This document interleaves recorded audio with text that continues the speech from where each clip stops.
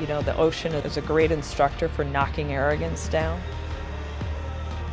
Women can compete with men in sailing easily. For me, when there's a storm or there's challenging conditions, it's like coming home. I love public policy, and I do believe in a greater good, and I like the idea of working for a betterment of everybody.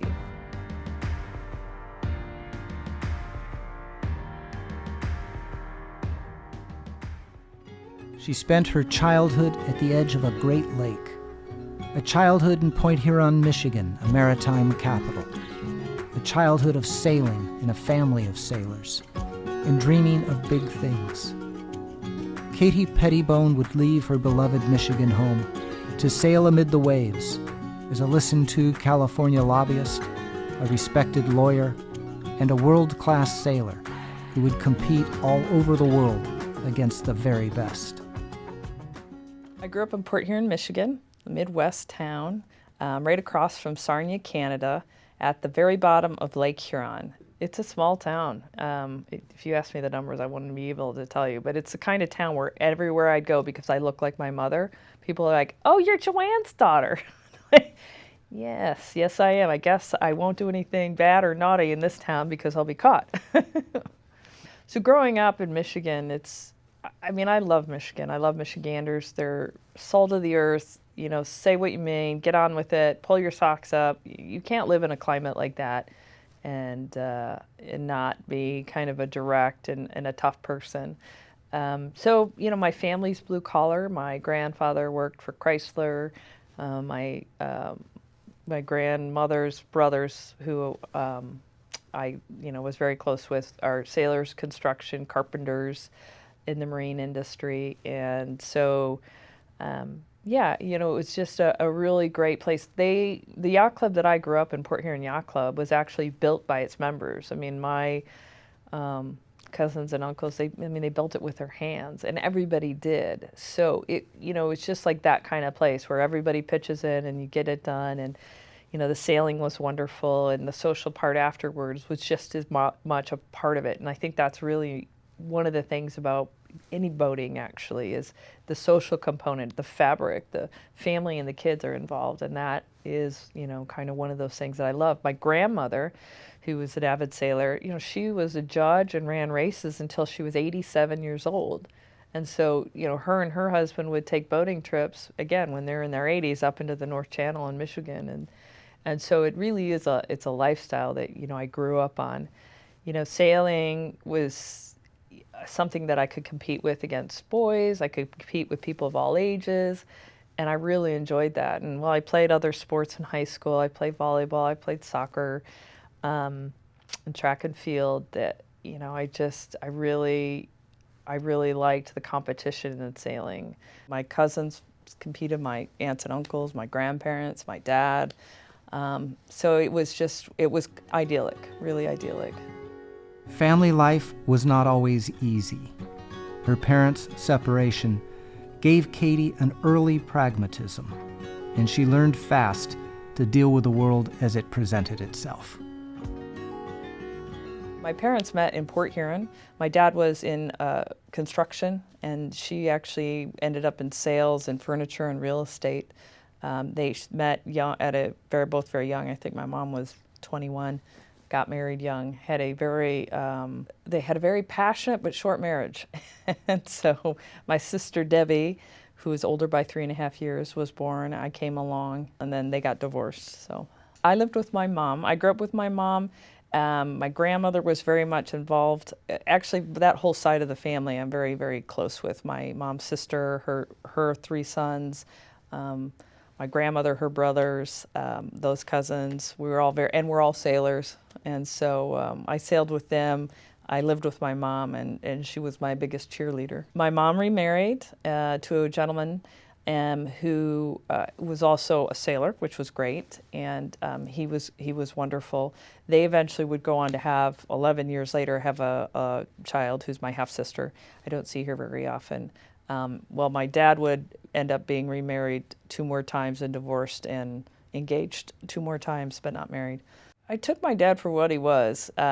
He was a guy who he enjoyed sailing, he enjoyed playing, he liked the ladies, and so, you know, when he would marry a woman and you know, things would get bad because of the way she was, you just kind of go, oh yeah, of course, and you roll your eyes, and you know, you see him when you see him, which might be every weekend, every so often, or maybe it wouldn't be for a while. So I think for my sister it was harder because she was the firstborn, and she'd been the apple of his eye, and I think for her, the fall from grace after the divorce and with these other women was harder, and I think she took it much harder than I did.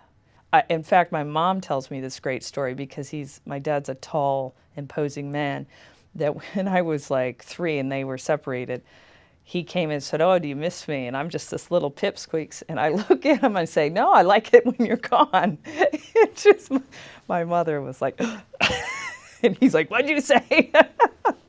I find that I'm probably as tough as I am because I was always like, I'm going to show you. I don't need you. And so I think I'm actually kind of grateful for that. I see other families and relationships and think, oh, maybe wish, could have, would have. But I actually think I'm probably as tough as I am because of that dynamic. So, I mean, we have a, you know, courteous relationship, but I certainly would not say we have a tight relationship. A natural athlete, accomplished and recognized for her skills in several sports, and embracing competition at first glance, Katie would enjoy constant activity, but her priority, from family example of visceral interest and her choosing of friends, would be being on the water. When I was in high school and I loved sailing and I loved competing, I remember thinking I would love to do this as a job. But at that time, the only way to really be quote unquote a professional sailor is you were working in an industry that allowed you to then sail a lot. So that would normally be somebody who was making the masts or somebody who's making the equipment on the boats or a sailmaker. I didn't necessarily want to work in an industry and then sail on the side. What I really thought would be great is to actually sail. But that really wasn't a thing so much, although when I was in high school and then in college, and I started to become aware of who is now one of my best friends, Dawn Riley, who really is a trailblazer in sailing in this industry. She was the first woman CEO. She was a female on the men's America's Cup of '92 that won. She was doing it. She was being a pro sailor. She was running a sailboat and kind of breaking the snow for me. And she actually went on to be on the first ever all-women's around the world team, Maiden, which a movie is out now this year about that effort. Port Huron stays close to Katie's heart, but is too small for her ambitions. Katie goes south to warmth and bigger water. Upon graduation, I knew I'd had it with the winters, and so I decided to go to University of Miami, Florida. I went down to Miami and I studied marine biology. As a kid growing up in a small Midwestern town, I could not have believed the diversity. It was a little bit like Miami Vice, and a lot of fun, but it just was a completely different environment. I loved it. I did miss the Big Ten schools. I could have gone to Miami or Michigan, and I could have gone to Michigan State, but like I said, I wanted to go south. And so it was a big learning experience. And no family down there, so you know, you're on your own. My poor mother, I think she lost a lot of hair on that one because she was so worried about me, but everything was fine. Katie's life is changed by a notice that women are not going to leave competition on the ocean to the men. Her lifelong belief that women can sail with the same strength and courage as men is now hers to help prove. In the lakes, my motto was to sail everything you could and learn from everyone you could. And so I was doing the same in Miami. And in 1994, all of a sudden the big announcement came that Bill Koch was going to have an all-women's America's Cup team. And I'll never forget reading it in the paper, in the New York Times, this announcement, and I just had this feeling inside that this was going to be really important to me and that I really, really, really wanted to do this thing. I didn't know how, but I knew that whatever way I could, I would pursue it.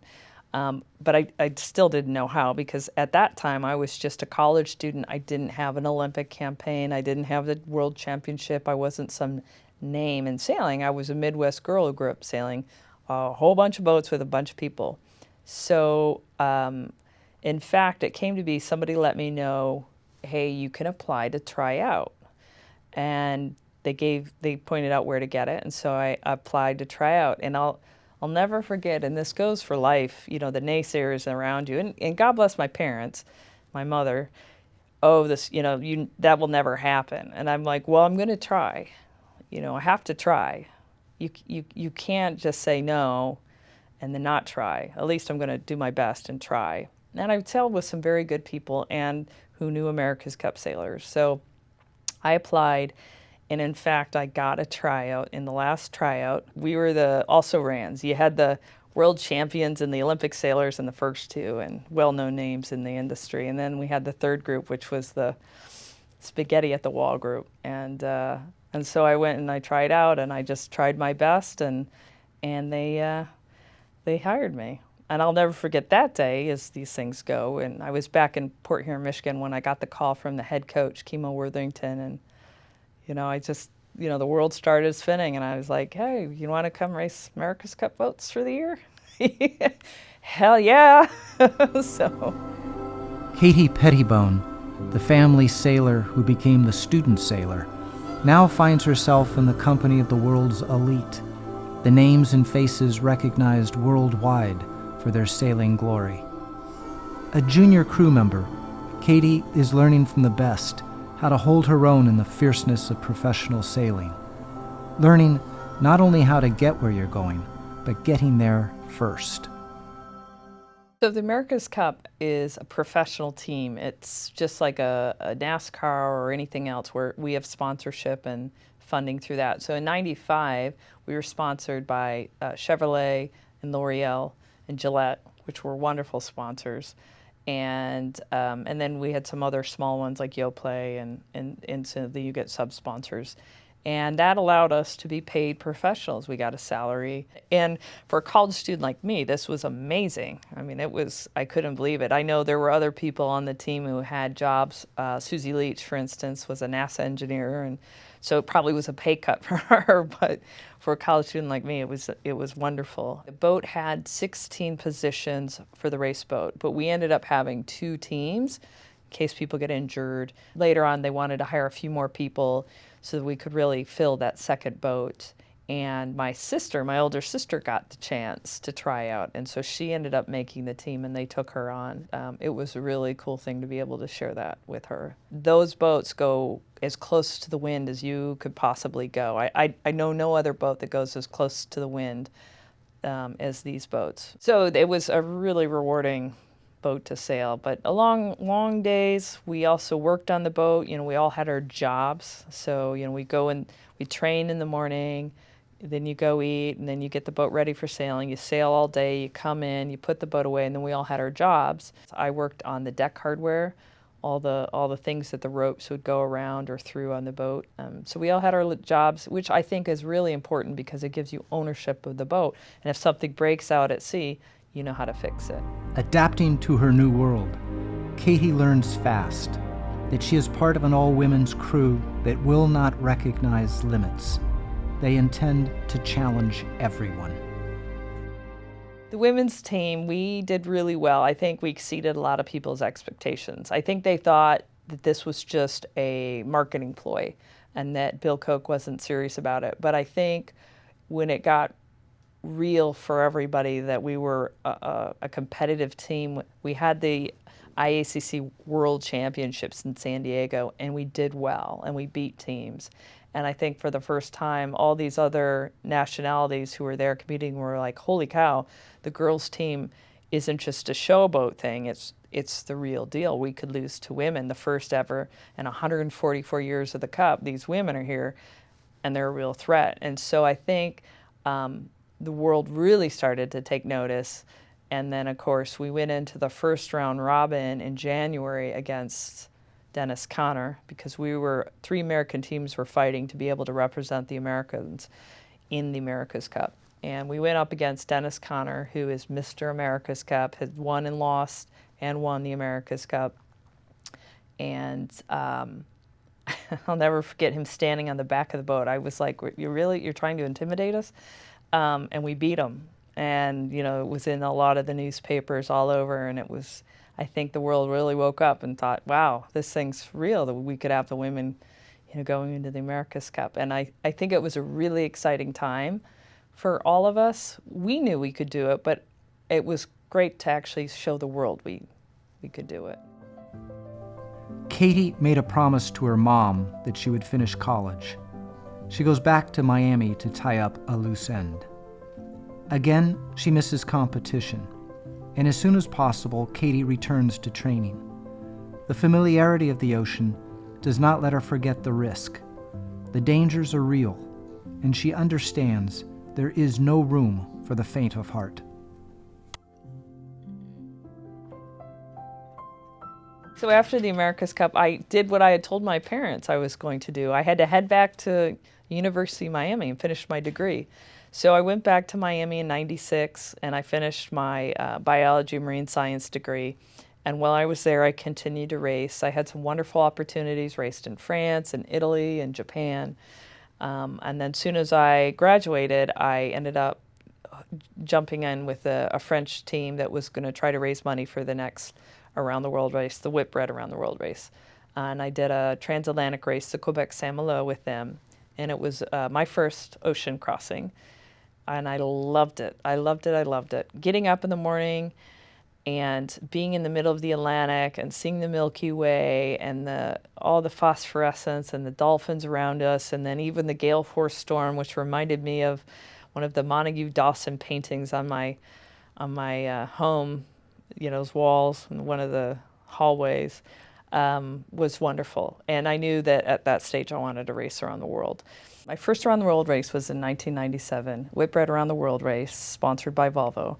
We trained long and hard in preparation for that race. In fact, in the training, the worst storm I've ever been in was the training, not the race. We thought that storm would abate, but instead it intensified, and the waves just grew ginormous. The main sail track was damaged. That we ended up just tying that off. The little tiny storm jib we had blew out of the track, and it was kind of flopping around, and we're going down these massive waves, running into the corner of Spain and France, because you're running with the storm and running out of options for where we're going to try to get into port. If you fall off, it's pretty much game over, which is why being clipped in, wearing survival suits is, you know, what the practice is. There's not enough time to get back to you before hypothermia sets in. And I remember getting up on deck and looking behind me because we're running with the storm, and the waves were over the mast. And the mast is 86 feet tall. So I thought, I'm not going to turn around anymore. I'm not going to look at that. I'm going to look ahead of me.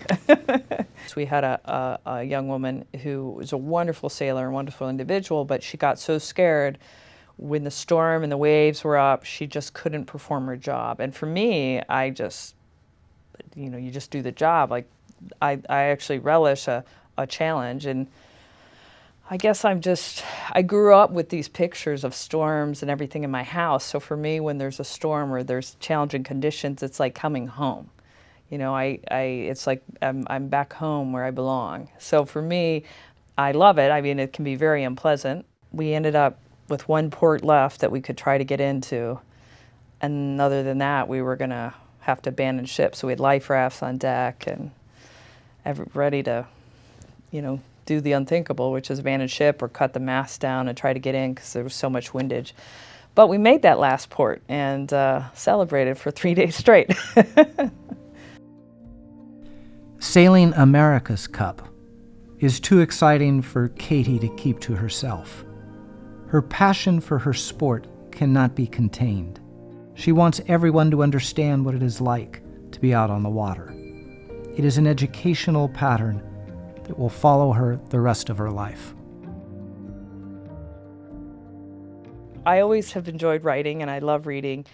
When I did the first around the world race, the Whitbread, I had been talking to some people about maybe doing some onboard reporting, and so I wrote a piece for the New York Times folks, and they liked the way I wrote, and so they actually had me do onboard reporting throughout the race. And so I would go downstairs on my off watch and sit on the side of one of the floorboards and kind of get all crunched and like sit there and write up a report. And so that was a really fun thing.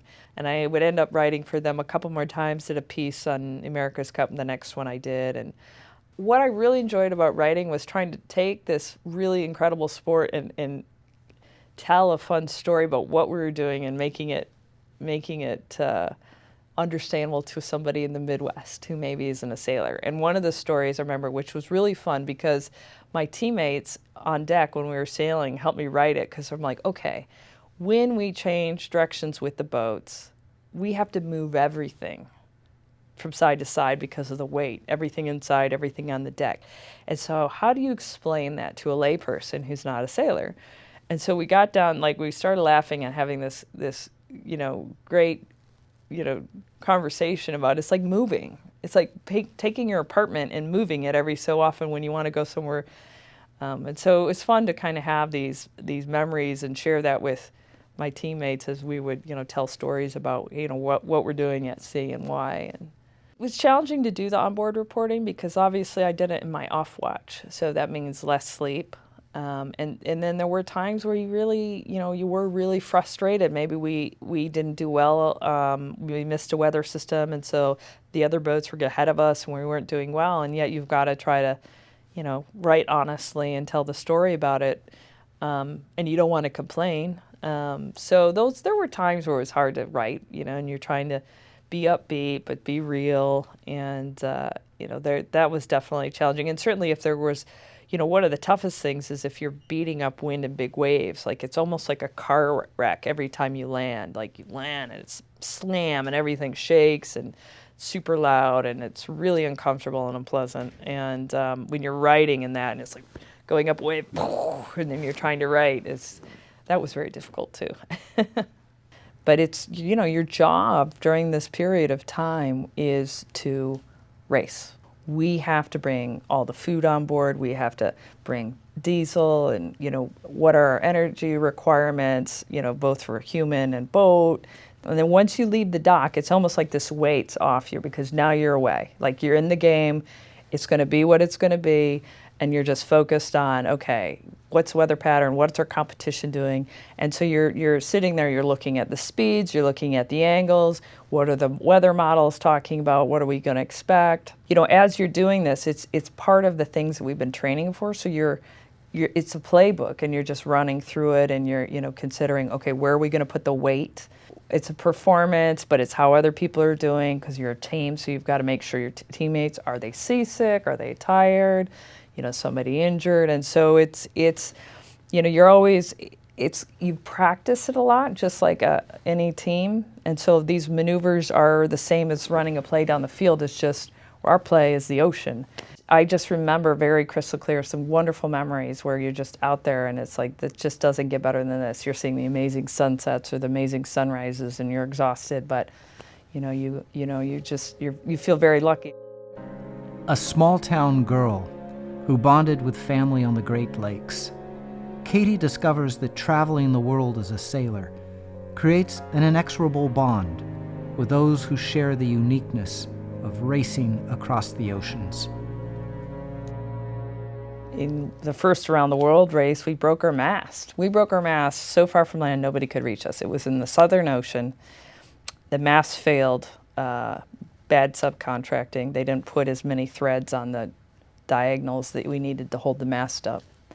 And it failed, broke. And so we had to figure out in a massive storm how to get the mast back on and sail to Argentina. The Around the World racing that I've done, we race, it's 9 months, 9 continents, and some legs are longer than others. And so we get to see these wonderful places. It's fun because you build this community and it becomes this giant family. And it's very special, very special. Literally, racing around the world makes the planet much smaller. Home may seem a long way away, yet at best still reachable.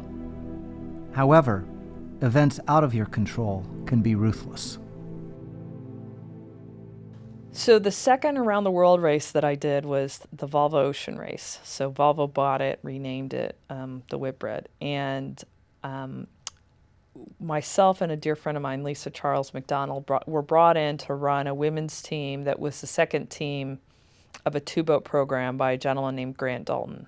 For those in sailing, Grant's very famous, America's Cup, Whitbread around the world, and actually he mounted the successful team that actually just recently won the America's Cup and has brought it back to New Zealand. So he had a two-boat program, and he wanted women to sail the second boat. So we came in very late, not ideal for an around the world team, because having that chemistry right for a team that will be at sea, that has to rely on each other, put your lives in somebody else's hand, that's incredibly important. And so we were building the team through that race.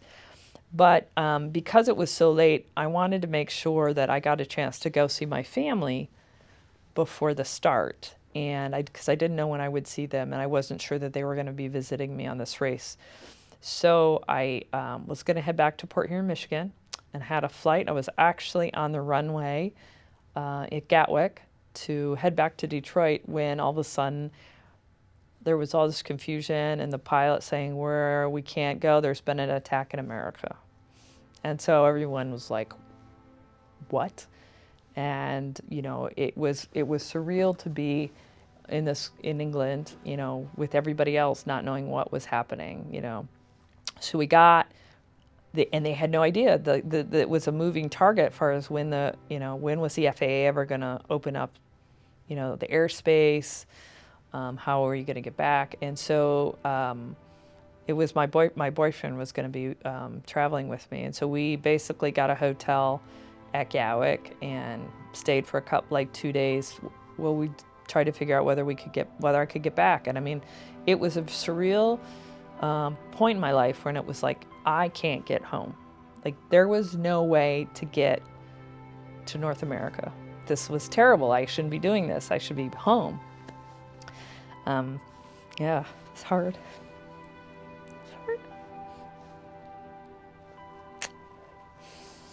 Sorry, I still get emotional about it. But all was well. And we raced, and we got to Rio, and I beat a path home.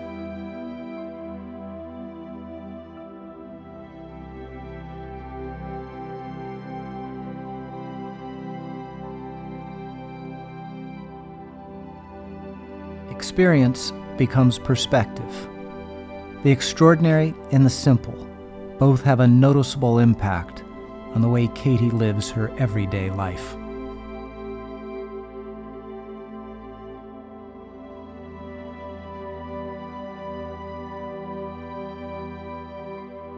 It's funny, when I'm not sailing, I do miss it terribly, but on the other hand, I also enjoy terrestrial things. The blessing of the around the world sailing is I never get tired of a warm, comfortable bed. I never get tired of a hot shower. I never get tired of fresh fruit. And these are things, even now, especially, I love being in bed when it's storming outside because I don't have to go up on deck. I get to stay in my bed. And so it's given me some wonderful appreciations for life. But I do miss it. And right now I miss going to sea. But I do enjoy riding my motorcycle. I enjoy riding horses. I enjoy diving. So I do enjoy other things. Being out on the ocean and seeing the sunrises, the beautiful colors, or the sunsets, the same thing. I mean, you just are awestruck and you really appreciate, you feel very lucky to be there and see that. You feel like you're, almost in a movie. The big waves that are the holy crap waves, those, that usually your stomach comes up into your, neck or your mouth, and you think, if you're driving especially, holy cow, how are we going to come out of this thing? And you just hang on. I always in my head was, it likened it to riding a tiger. You got to ride that tiger. Do not fall off the tiger. The tiger will bite. It'll be really bad. So ride that tiger and just send it. And you just have to drive that boat and trust its characteristics and trust yourself to go down this monster wave that you're not really sure if you're going to come out of.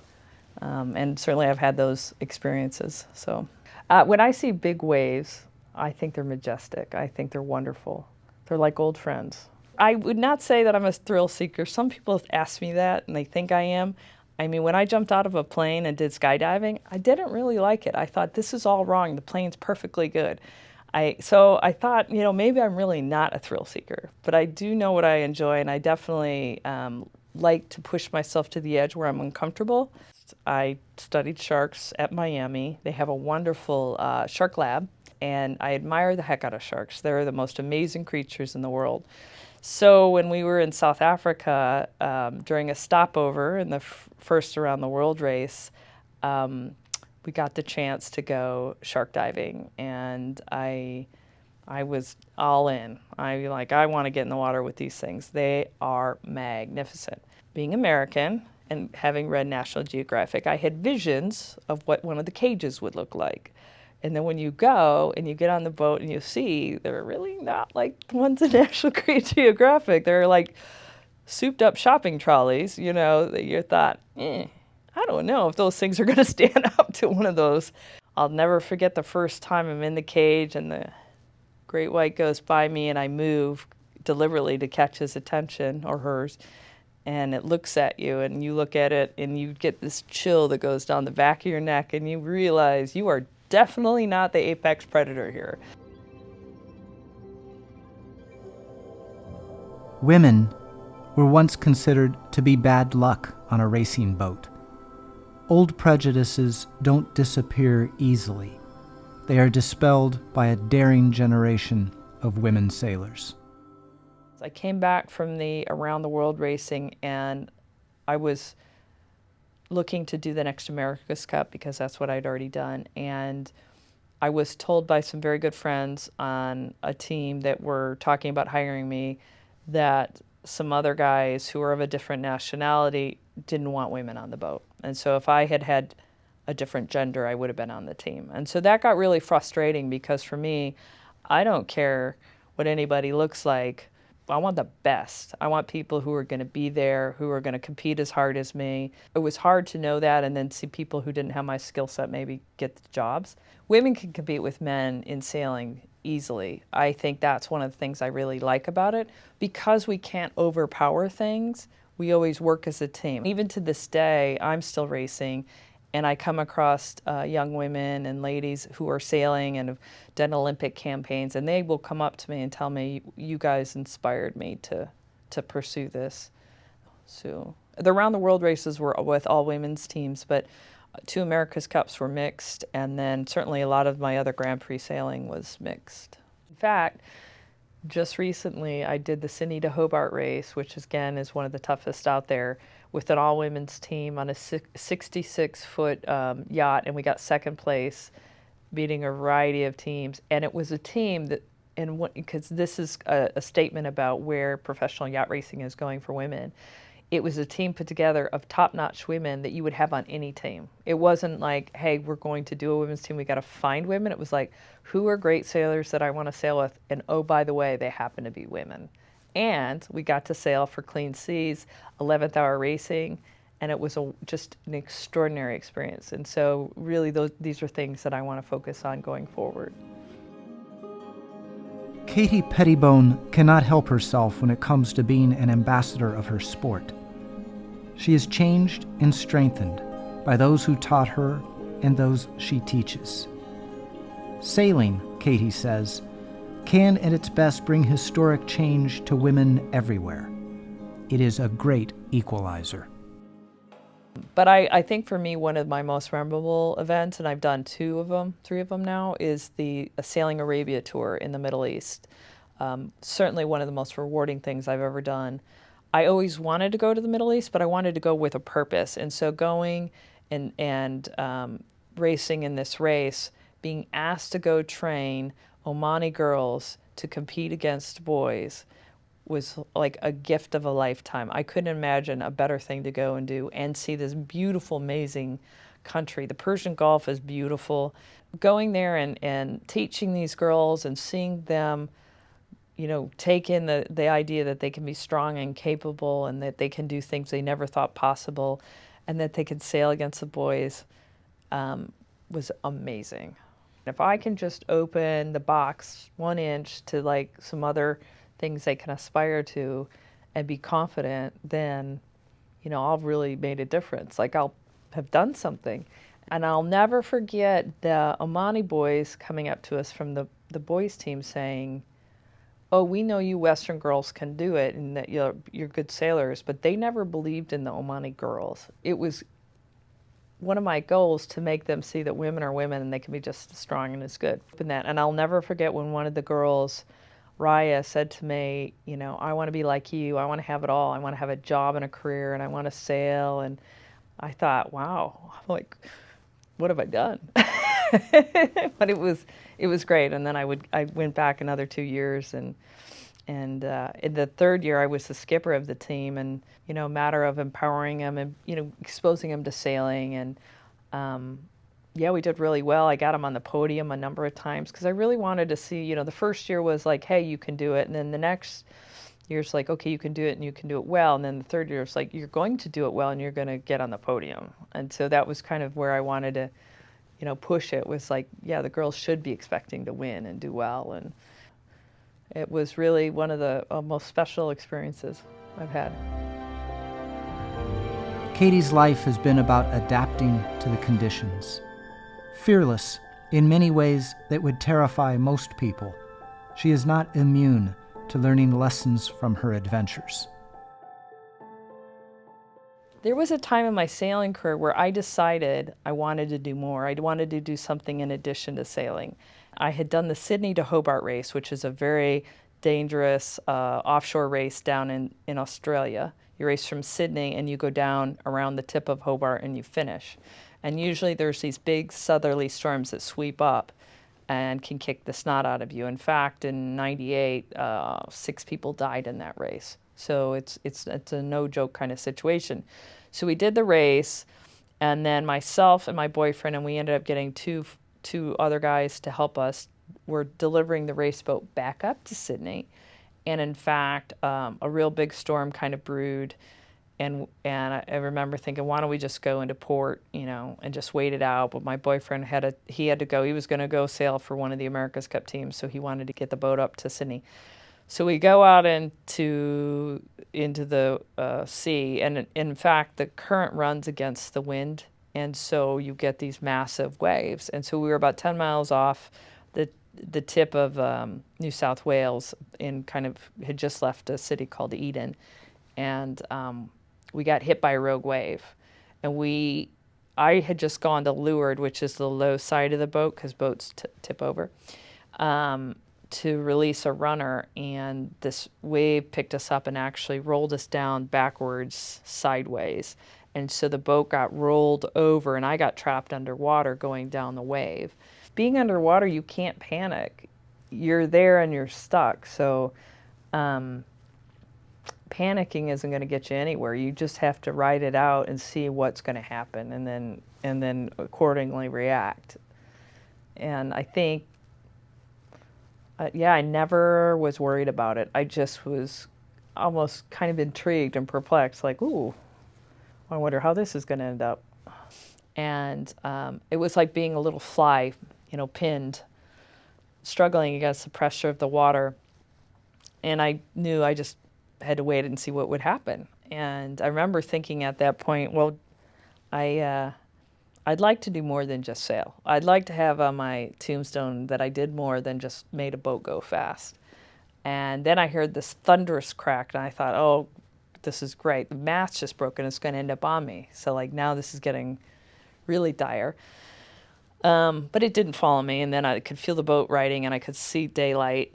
And we came up, and I was like a little spider upside down on the back corner of the lifelines in the back. And I thought, oh, I'm going to get washed out the back. But at least I had a harness on and I had clipped in. And I thought, well, I'm just drag behind the boat. And under my arm, I could see the rudder floating away.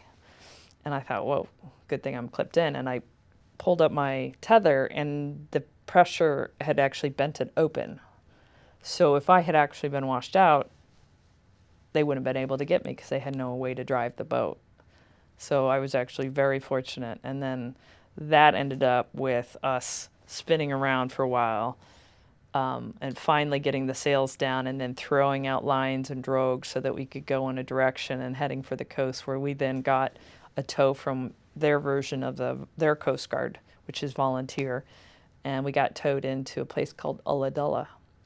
And at that point I thought, yeah, I'm going to go see what else I can do besides sail.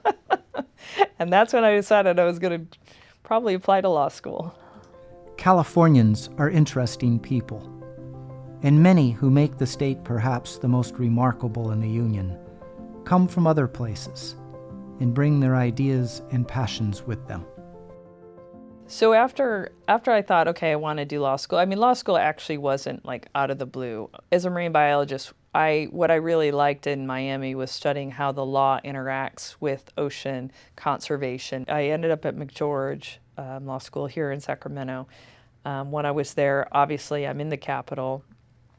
I ended up doing an internship in Governor Schwarzenegger's administration and got exposed to all the different things that government gets involved in and is affecting people's lives. And I thought it was really interesting. And so I thought, this is something I think I could really do and I would like to do. Going to law school after having been a professional sailor for 11 years, because I did that first, and then I went to law school, was really difficult. To get back into the discipline of studying and not, going sailing all the time or training or this or that was really difficult that first year. It was tough, though, because I still was sailing, and, I would try to do competitions, but I would end up running into where you're like, okay, I've actually got to study and I can't go. But it was it happened really quick. 3 years goes by so fast. And getting that degree and seeing how it's applicable to anything you want to do. You don't have to be a practicing lawyer. It's just a degree that is so worthwhile. I think about all the contract negotiations I did on the sailing teams and how so much of what I learned would have been so helpful. Yeah, it was one of the best things I ever did. Catherine Pettibone, American Insurance Association. We appreciate the amendments by the committee. We think those put some guardrails around some of the concerns. We've had good conversations actually with the author staff about we have just very narrow concerns left over about some of the terminology, and I look forward to working on potentially addressing those. So thank you. Thank you. I never really thought I would end up in California because the whole Michigan, Ohio, Illinois, we tend to be like, we're like migratory birds. We fly north-south, which is why I ended up in college at University of Miami. So, crossing west I didn't know anybody who lived west. So it was an adventure. But when I did the America's Cup in '95, it was in San Diego, and I loved it. I loved California. And I actually thought, gee, I would really like to go to graduate school in California. It's cutting edge, it's pushing the boundaries, and it's very dynamic. And, it has an international presence, being, what are we, the 5th largest economy now? And I love the way it's received internationally. I still, it's well received internationally, and I think it's a great state.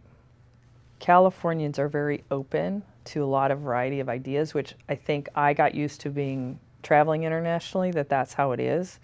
And so sometimes, if you go to some places where people have never even left the state, or certainly they don't have passports, I love that melding of ideas and flavors of, I love it. In fact, I was actually on the board of the Professional Triathlon Association, and I remember going there when all they wanted to talk about, and there's so much happening in the world, and you want to talk about what's happening on the news or what's happening internationally, and nobody cares. I thought, wow, give me my government affairs people. I'm bored. So I do think it's a really wonderful community. Lobbying can be a combative endeavor. Katie brings a calm and an ease to the job, as can only be done by someone who knows the value of preparation and has seen far too much to be intimidated. I saw some pieces in Right. some of the trailer bills that were actually really Pretty good. impressive it came together. Yes, I mean, yes. And I did see, though, initially there was more teeth on the landowner, and then that kind of receded. You know, you look at the design of cities, and I know that the locals, having worked with them last year, the locals are really looking at egresses and the pressure that they have to build infill affordably, and then the pressure to, you know, still have a lot of green spaces, and right. it's a complicated. Really a lot of moving pieces. My future is, you know, I love thinking about it and musing about it. It's totally open right now. I do have some more races I want to do. I want to do the next Olympics or 2024. Training for 2020 right now. I'm a little bit late to the game, and I'm especially chasing some injuries right now. But I am going to at least do the pursuit of it to try to get to where I can get, and then look at 2024. I'm also looking to help a international team, youth team, for the next Volvo Ocean race. And you know, the America's Cup's out there. I don't think it's going to be big. But yeah, I'm just kind of open to whatever happens right now. For me, next is hopefully another Olympics, either this year or 2024. It's probably my last chance. I'm one of the older athletes. But yeah, I'm going to sail professionally for a while and see what I can do and see what the body can do. And then I'll probably come back and get back into government.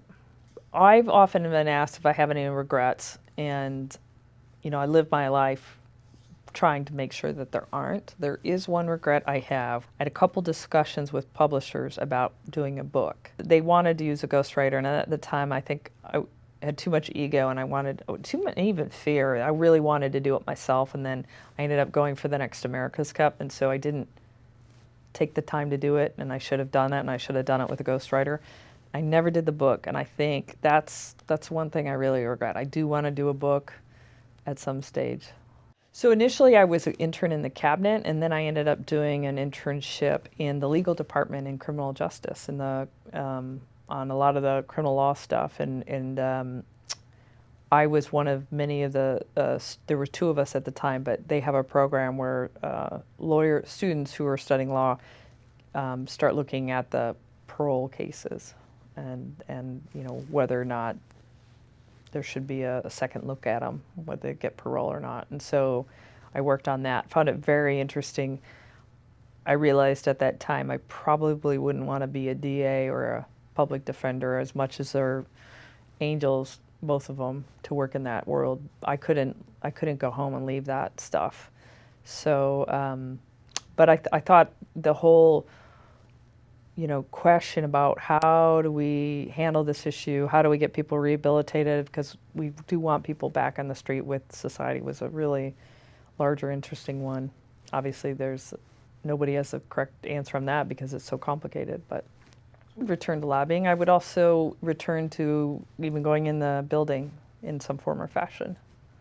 I love public policy, and I do believe in a greater good, and I like the idea of working for a betterment of everybody. One of the things I've taken a lot of pride in is being able to have good relationships with everybody I work with, whether we're opposing an issue or we're supporting it. You know, I just think what I love about the community is it reminds me of my sailing teams. We're all in it together. We're all trying to do good things. Maybe we see things differently, but if we can work together, we'll make a thing even better. And I think that's why I really like Sacramento and the region here.